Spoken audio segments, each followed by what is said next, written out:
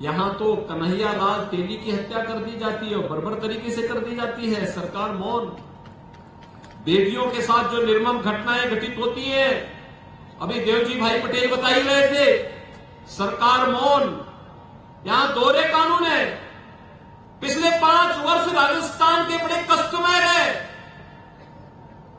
क्योंकि चुनी गई सरकार आपस में ही लड़ती रही और उसके नीचे पिसते रहे राजस्थान के लोग, योजनाओं से वंचित होते रहे राजस्थान के लोग, सुरक्षा में खतरे में पड़ती रही व्यापारियों की सुरक्षा में खतरे में थी यहां के बहन बेटियों की सुरक्षा। और सरकार को जयपुर से बाहर निकलने की फुर्सत ही नहीं थी। और भाइयों बहनों, इसीलिए मैं आज आपके पास आया हूं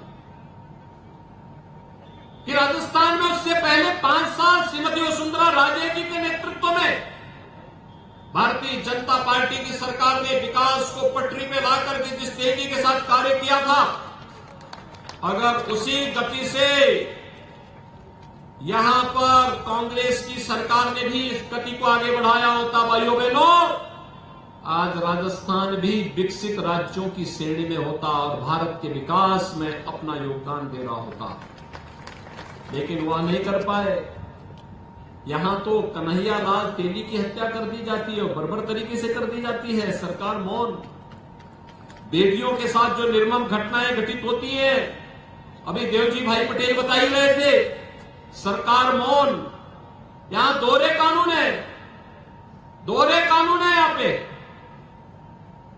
हिंदू मरेगा तो मुआवजा 2 लाख रुपए मुश्किल से निकलता है, और मुस्लिम मरेगा तो 25 लाख रुपया मिल जाएगा। भाइयों बहनों, ये कैसी सरकार, ये भेदभाव करने वाली सरकार। और इसलिए भाइयों बहनों, मैं आपके सामने आया हूं कि कांग्रेस विकास नहीं करा सकती, सम्मान नहीं कर सकती, गरीबों का कल्याण नहीं कर सकती, और कांग्रेस आपकी आस्था का सम्मान भी नहीं कर सकती। बूंदी में तो हमारे एक संत की हत्या कर दी गई, सरकार मौन। वहां लोगों ने बंद करके रखा 10 दिनों तक, सरकार ने वहां बैन कर दिया, कार्यक्रम नहीं होने दिए। जो सरकार पूजा पाठ नहीं होने दे रही है, क्या वह सरकार अयोध्या में राम मंदिर बनवा देती क्या? आप मुझे बताइए, क्या कांग्रेस के रहते अयोध्या में राम मंदिर बन पाता? आज राम मंदिर बन रहा है ना, कोई संदेह है क्या? कोई संदेह? अब तो 22 जनवरी को अयोध्या में रामलला भी विराजमान होने वाले हैं।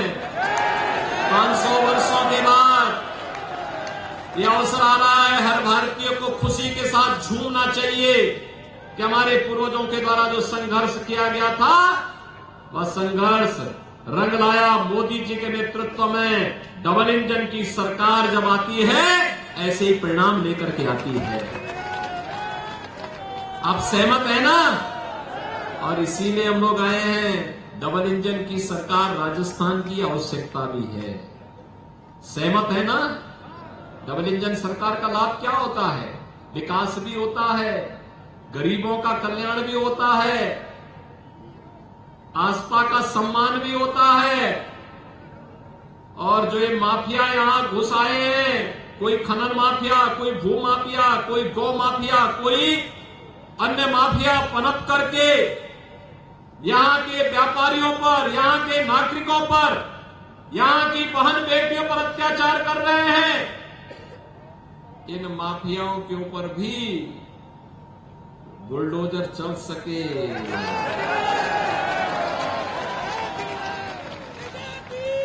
सहमत है ना? ये काम डबल इंजन सरकार ही करेगी। सहमत है ना? और उसी के लिए आज आपका आह्वान करने के लिए मैं आया हूं कि भाइयों बहनों, भारतीय जनता पार्टी की सरकार लाइए।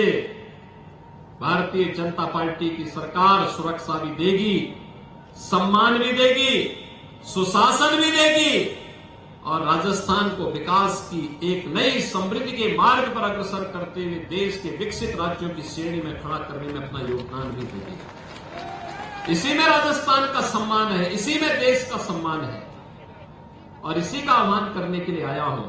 भाइयों बहनों, 25 नवंबर को चुनाव है और सांचौर विधानसभा क्षेत्र से देवजी भाई पटेल भारी बहुमत